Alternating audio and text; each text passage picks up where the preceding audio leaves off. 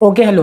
तो आज की क्लास में हम लोग क्या करने वाले हैं, रिवर्स ऑस्मोसिस। इससे पहले हम लोग लास्ट क्लास में ऑस्मोसिस देख चुके हैं। ऑस्मोसिस क्या होता है, एक बार फिर से उसका ब्रीफ रिवीजन एक बार छोटू सा देख लेते हैं कि एक्चुअल में ऑस्मोसिस क्या होता है। पहले तो हम लोगों ने इतना पता है कि जैसे अगर मान लो मेरे पास एक साइड पे सॉल्वेंट है, एक साइड पे कोई सॉल्यूशन है और बीच में मेम्ब्रेन लगी हुई है, ठीक है। तो बीच में मेम्ब्रेन लगी हुई है तो क्या होगा, जो टेंडेंसी रहेगी सॉल्वेंट की, अब सॉल्वेंट क्या है, वाटर है यहाँ पे एक तरीके से ये चीज है। अब इसकी टेंडेंसी रहेगी इधर से इधर मूव करने की। क्यों? क्योंकि यहाँ पे जो कंसेंट्रेशन है वो ज्यादा है। यहाँ पे एक तरीके से देख रहे हो कि सॉल्यूट बहुत ज्यादा है, तो हमेशा उसकी टेंडेंसी रहेगी इधर से इधर मूव करने की।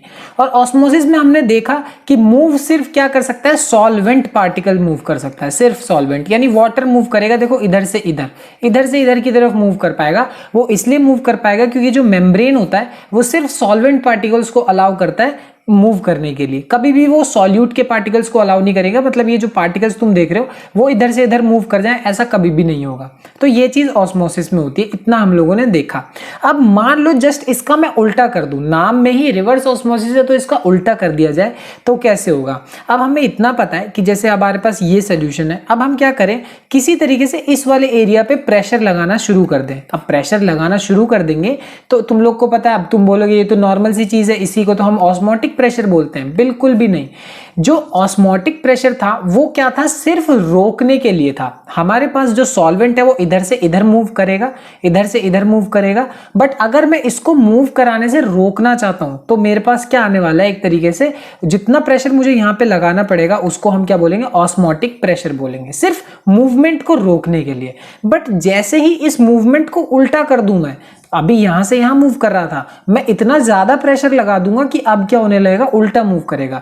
यहां से यहां की जगह यहां से यहां मूव करने लगेंगे, उल्टी ही डायरेक्शन में मूव करने लग रहा है। देख रहे हो साफ साफ इधर से इधर मूव कर रहा है, तो उल्टी डायरेक्शन में मूव करने लग जाए, इसी चीज को हम क्या बोलते हैं, रिवर्स ऑस्मोसिस बोलते हैं। समझ में आ गई बात? हो क्या रहा है, ऑस्मोसिस कहां से कहां मूव करता है, जहां पे कंसेंट्रेशन ज्यादा हो। हम क्या करेंगे, इतना ज्यादा प्रेशर लगा देंगे, ऑस्मोटिक प्रेशर से भी ज्यादा प्रेशर लगा देंगे कि जो एक तरीके से मूवमेंट है वो बिल्कुल ही उल्टी डायरेक्शन में शिफ्ट हो जाएगा। तो यही है हमारे पास क्या, रिवर्स ऑस्मोसिस। ठीक है, जहां पे हम ऑस्मोसिस की डायरेक्शन को क्या करने वाले हैं, रिवर्स लगा रहे हैं। जबकि हम जहां हम प्रेशर लगाएंगे ज्यादा, किससे, ऑस्मोटिक प्रेशर से भी ज्यादा प्रेशर लगा देंगे। समझ में आ गई बात? यहां पे भी इन्वॉल्वमेंट है सेमी परमिएबल मेम्ब्रेन का ही। बट ये जो रिवर्स ऑस्मोसिस है ना, ये बड़े ही काम की चीज है, बहुत ज्यादा काम की चीज है। एक्चुअल में इसको बहुत ज्यादा यूज किया जाता है किसमें, वाटर प्यूरिफिकेशन में। अब वाटर प्यूरिफिकेशन में कैसे यूज किया जा सकता है, साफ साफ देख रहे हो। अगर मान लो मेरे पास इधर ये अगर मान लो सॉल्ट पार्टिकल्स हैं, ये सॉल्ट पार्टिकल्स हैं, ठीक है। अगर मैंने एक्सेस प्रेशर यहां पे लगा दिया और सारा जो पानी है वो इधर चला गया, एक तरीके से फ्रेश वाटर, साफ साफ देख सकते हो फ्रेश वाटर इधर की तरफ मूव कर गया, तो होता क्या है, इस चीज को हम यूज कर पाएंगे वाटर प्यूरिफिकेशन में। समझ में आ गई बात? मतलब सॉल्ट जो है वो पीछे रह गया, सॉल्ट पीछे रह गया, मुझे क्या मिल गया, फ्रेश वाटर मिल गया। और यही तो है प्यूरिफिकेशन का मतलब। तो इस पूरे मेथड को यानी रिवर्स ऑस्मोसिस को इस्तेमाल करके हम वाटर को प्यूरिफाई कर सकते हैं। ये भी एक बहुत ज्यादा इंपॉर्टेंट चीज है।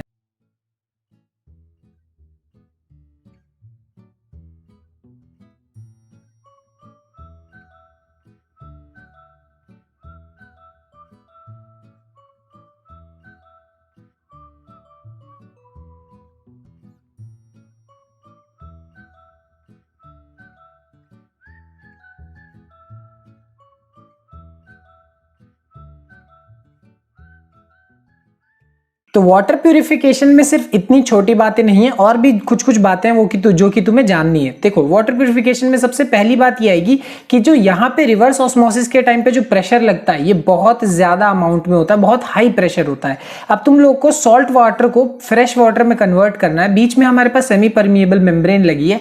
यहाँ पे जो हम प्रेशर लगा रहे होंगे वो ऑस्मोटिक प्रेशर से तो पक्का बड़ा होगा, इतना तो गारंटी है बड़ा होगा। बट फिर भी वो इन जनरल भी वैसे भी वो जो प्रेशर होता है वो बहुत ज्यादा होता है। यानी इतना समझ लो कि ये काम तुम और मैं बैठ के घर पे तो बिल्कुल भी नहीं कर सकते।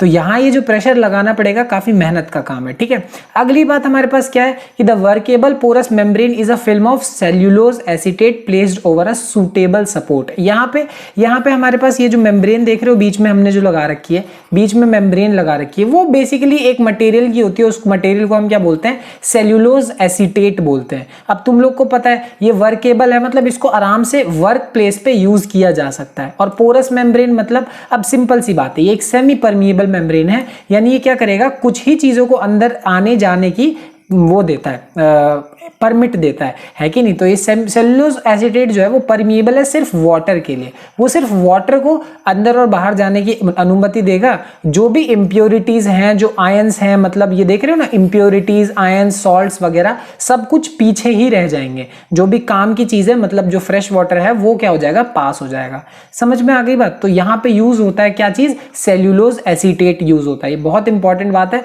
एमसीक्यू वगैरह में आ जाता है। खैर आखिरी बात ध्यान से सुनो, these days many countries are use desalination plants to meet their portable water requirements. अब यहाँ पे क्या होता है कि एक्चुअल में बहुत सारी कंट्रीज ना ये जो डीसैलिनेशन प्लांट्स हैं यही तरीका अपना के वाटर को प्योरीफाई करते हैं और उसी प्योरीफाई वाटर को पोर्टेबल वाटर की तरह, पोर्टेबल वाटर मतलब जिसको जगह जगह पे ले जाया जा सके काम की तरह, तो बहुत कंट्रीज इसको यूज करती हैं इस तरीके को, डीसैलिनेशन ऑफ वाटर।